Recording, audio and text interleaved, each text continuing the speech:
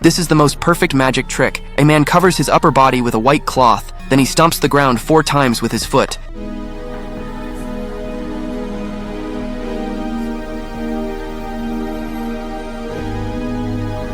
Charlie, standing opposite, stares in shock, but finds no flaws at all. Charlie decides to pay a high price to buy this trick, but the magician turns him down because he wants to leave all his magic to his grandson. Charlie has no choice but to beg the magician for one more performance. The magician doesn't refuse, as he pulls the cloth over his head.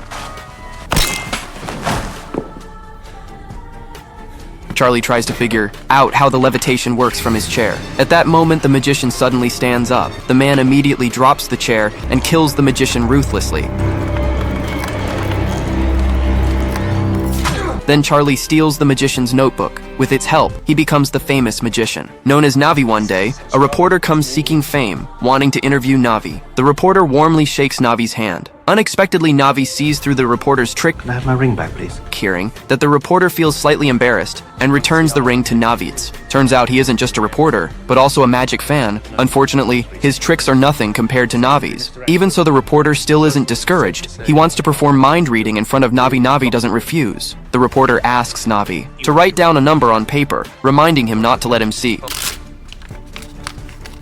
He then asks Navi to bring a banana and cuts it in half with a knife to prove the knife is real. Finally, he cuts his own palm with the knife and smears the blood onto the paper. Surprisingly, a number appears on the paper, exactly the same as the one Navi wrote. Good.